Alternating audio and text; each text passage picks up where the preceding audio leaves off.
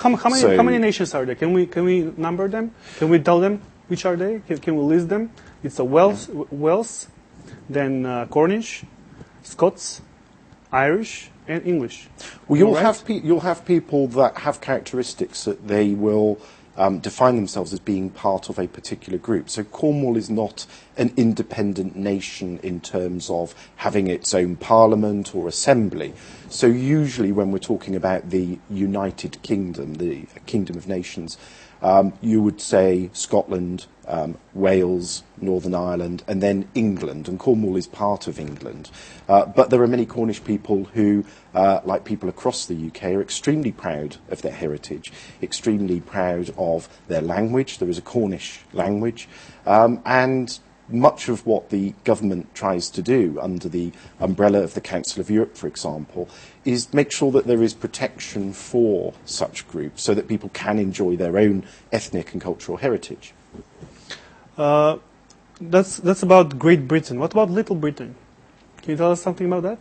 Well, Little Britain is a phrase I've only heard in connection with a comedy television programme in the UK. I'm not sure I've heard about it in any other I thought about context. Bretagne, the region in France, which is actually Bretagne. It's with the part of the British nations. I heard like that, something like that. Basically, I just find out that Celtic nations, which are Wales, Irish, Scots, Cornwall, and Bretagne, the region in France. Okay, never mind. I want to ask you, sir, something about some things that we have a lot of problems here, especially about democratic culture in Macedonia. What do you think about that? Do you think that we have enough democratic culture in Macedonia, our politicians, our parties, our journalists? It's a good question. I don't think you can get to a point where you necessarily say we have enough democracy. I think it evolves over time. The advertisement you showed actually demonstrated there was a clip of women demanding the right to vote. That's right. And so in the last 90 years, we've seen a great evolution of democracy in the United Kingdom. So I don't think we would say in the UK we have a democracy which is now finished and complete, and this is the way it operates. There is a permanent evolution of democracy, including parliamentary reforms or developments in the way that the voting system works. So I think it's a continual job.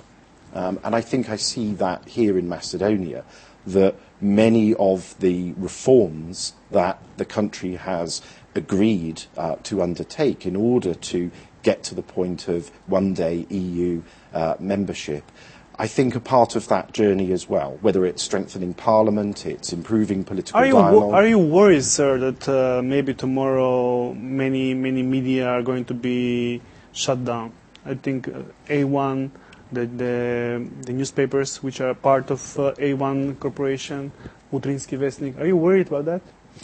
Well, what I would say is I think media plays a really important role in a democratic society, and I believe there should be a space for an open and free press. And I did a video blog on our website, UK in Macedonia, to mark World Press Freedom Day at the beginning of May. And I highlighted then, in the run-up to the election, that it's extremely important to have a media because that's how people can make an informed choice.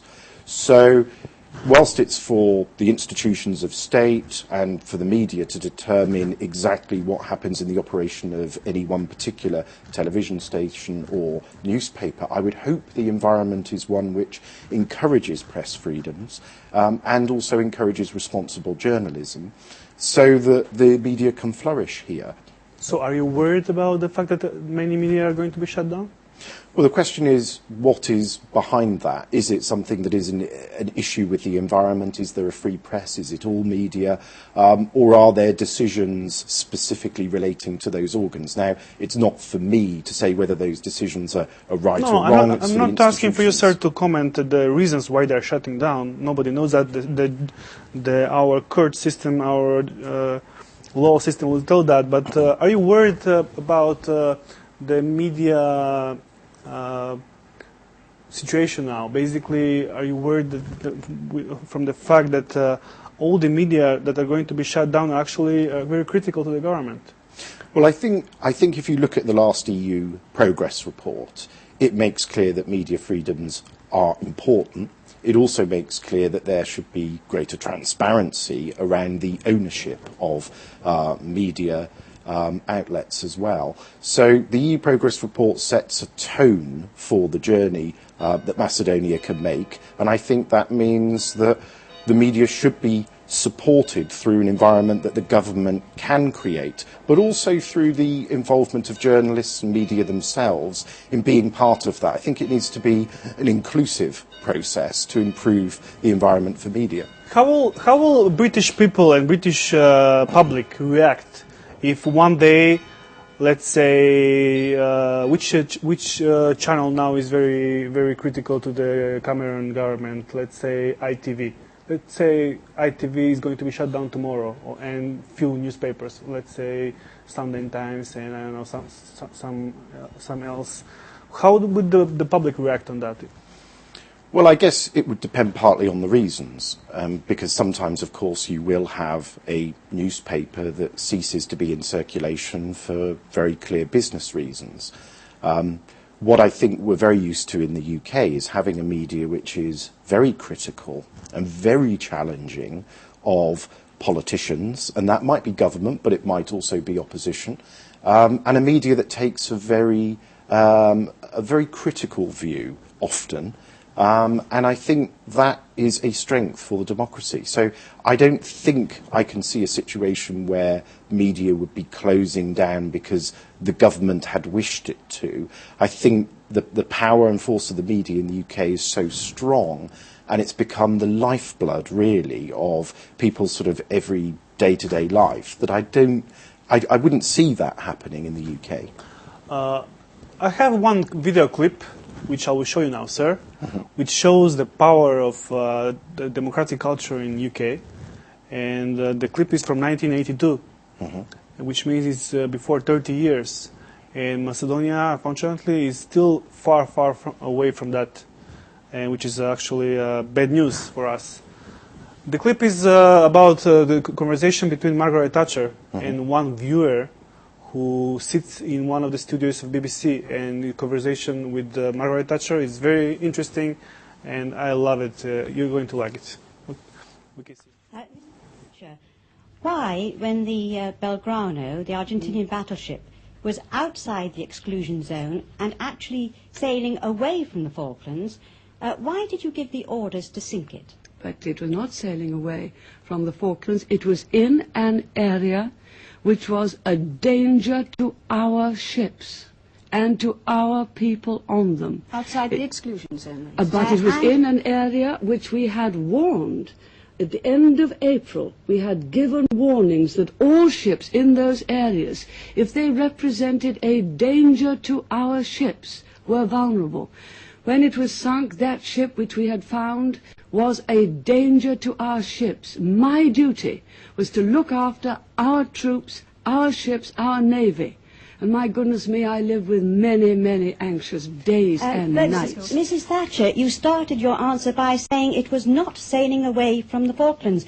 It was on a bearing of 280, and it was already west of the Falklands. So I'm sorry, but I cannot see how you can say it was not sailing away from the Falklands. When it was sunk. When it was sunk. It was a danger to our ships. No, but you have just said at the beginning of your answer that it was not sailing away from the Falklands, and I'm asking you to correct that statement. But it's within an area outside the exclusion zone, which I think what you are saying is sailing away. I think which way it was facing at the time. A danger to our ships. Mrs. Thatcher, I am saying that it was on a bearing 280, which is a bearing just north of west. It was already west of the Falklands, and therefore nobody with any imagination can put it sailing other than away from the Falklands. I'm sorry, I forgot your name. Mrs. Gould. Mrs. Gould.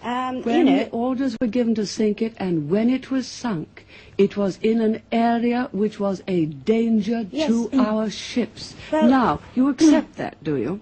No, I don't. I'm sorry, it was, and you must accept that Mrs. when we Thatcher, gave the order, when we changed the rules which enabled them to sink Belgrano the change of rules had been notified at the end of April. It was all published that any ships that were a danger to ours within a certain zone wider than the Falklands